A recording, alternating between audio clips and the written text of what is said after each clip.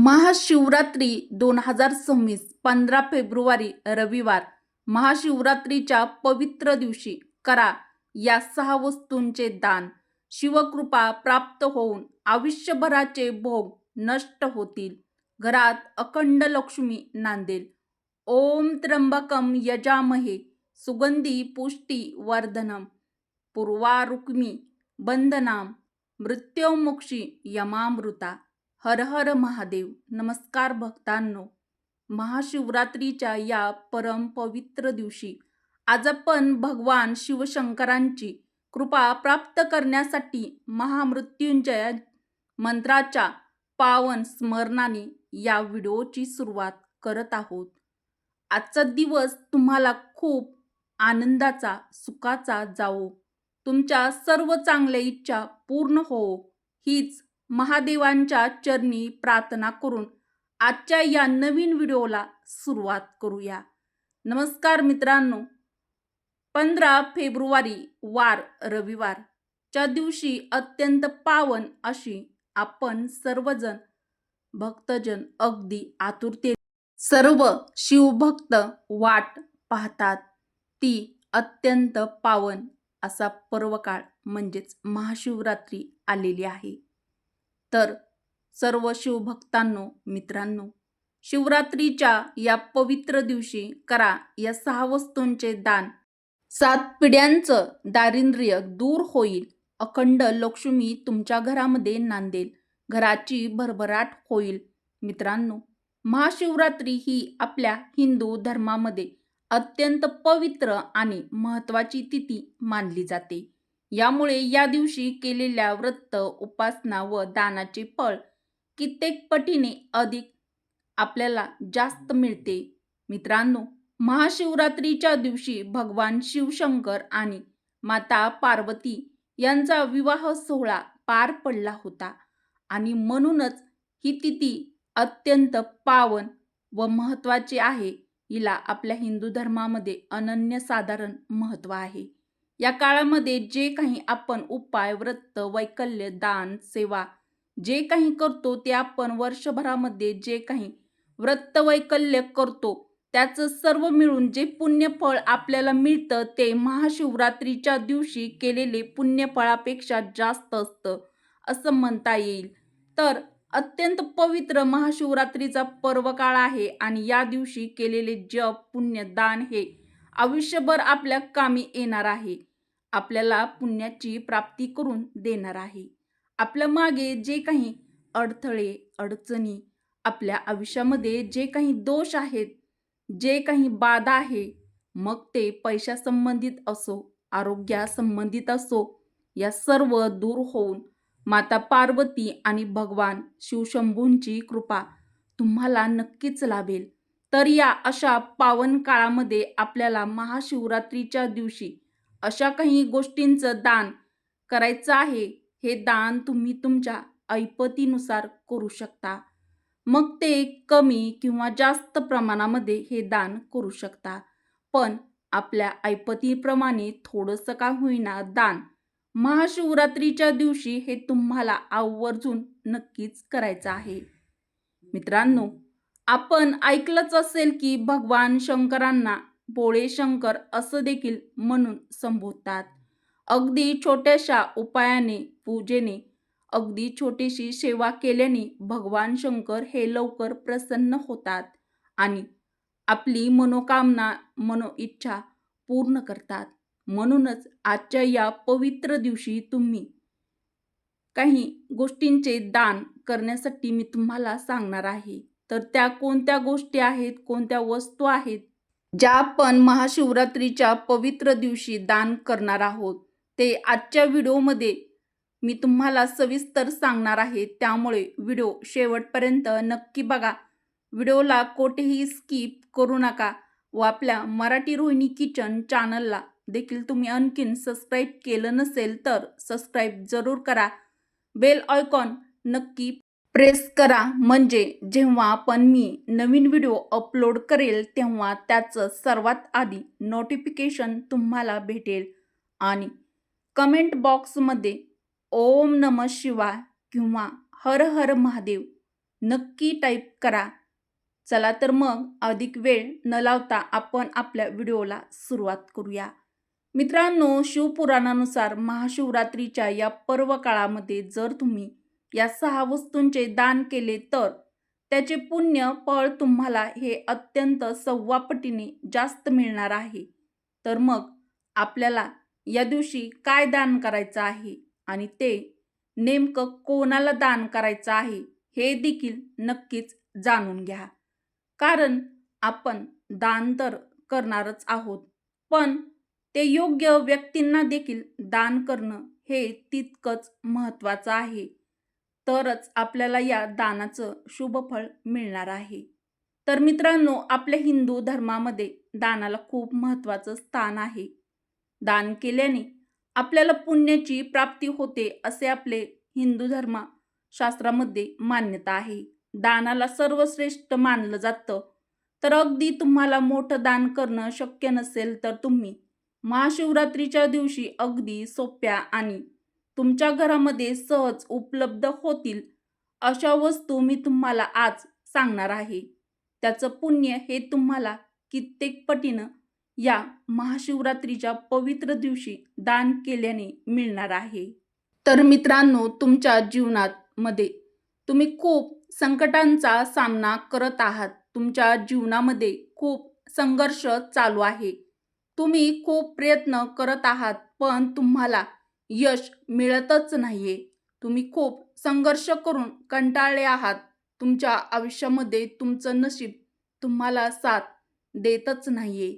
घरातील अडचणी, अडथळे, व्याधी, रोग, आरोग्याच्या समस्या आहेत.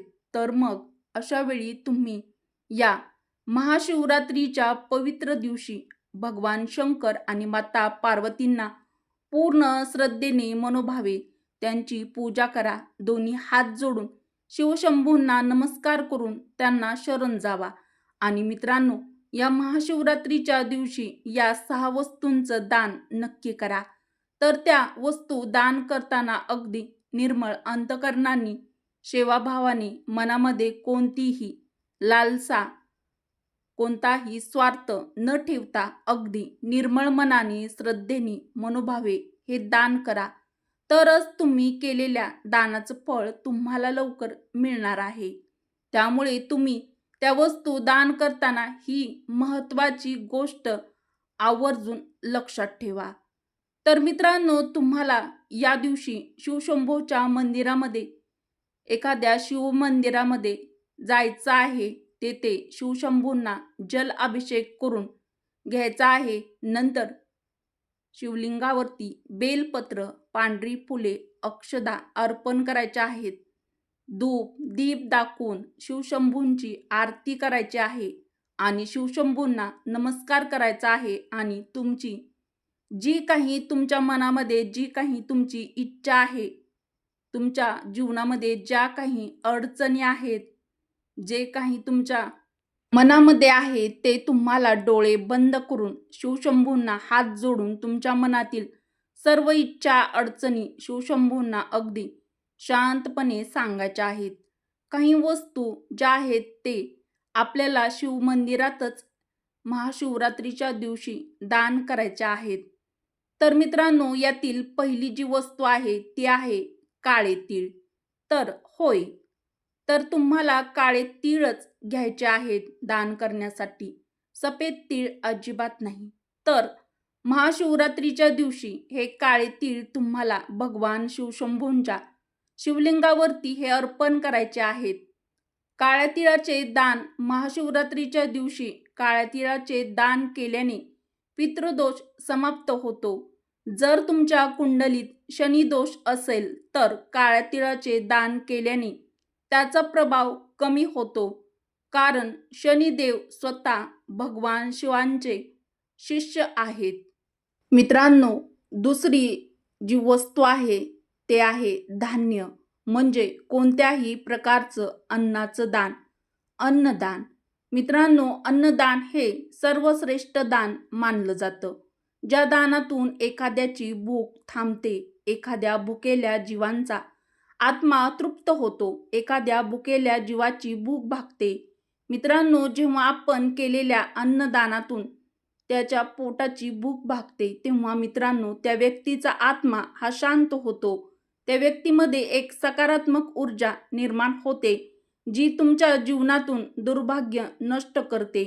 आपल्या हिंदू धर्मामध्ये अशी मान्यता आहे की अन्नदान किंवा धान्याचं दान केल्याने आपल्या घरात अन्नधान्य कधीच कमी पडत नाही. माता लक्ष्मी आपल्यावरती प्रसन्न राहते. माता लक्ष्मी आणि अन्नपूर्णा माता या आपल्या घरामध्ये स्थायी वास करतात. त्यामुळे आपल्या घरामध्ये कधीच अन्न, धान्य, सुख, समृद्धी, ऐश्वर्य याची वाढ होते. आपण जे दान करतो त्याच्या 6 पटीनं जास्त आपल्याला मिळतं, अशी आपल्या हिंदू धर्मामध्ये श्रद्धा आहे. म्हणूनच मित्रांनो, तुम्हाला शक्य होईल तुमच्या ऐपतीनुसार कमी जास्त प्रमाणामध्ये महाशिवरात्रीच्या दिवशी आवर्जून काही ना काही दान करा. जरी काही केले नाही तरी अन्नदान हे अवश्य करा. महाशिवरात्रीला काही विशेष वस्तूंचे दान केल्याने अत्यंत शुभ फळ प्राप्त होतात. शास्त्रात सांगितले गेले आहे की या दिवशी केलेल्या दानाचं दुप्पट फळ आपल्याला मिळत असतं.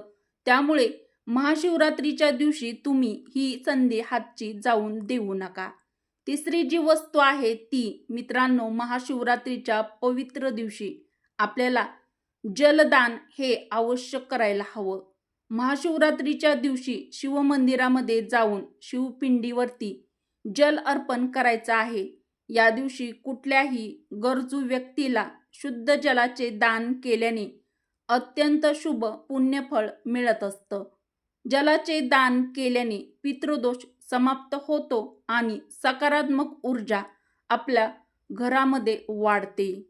गाईच्या कच्च्या दुधाचे दान.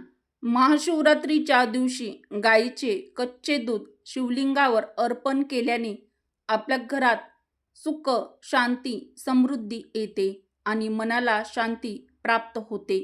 जर दुधाचे दान गरजू व्यक्तीला केले गेले तर याने आपल्या कुंडलीतील चंद्रग्रह मजबूत होतो. चंद्राचा संबंध आपल्या मनाशी आणि आपल्या आईच्या नात्याशी आहे. यामुळे आपलं मन शांत राहतं, स्थिर राहतं. आपल्या आईविषयीचे नातेसंबंध देखील आपले खूप चांगले मजबूत राहतात. यामुळे मानसिक शांती मिळते.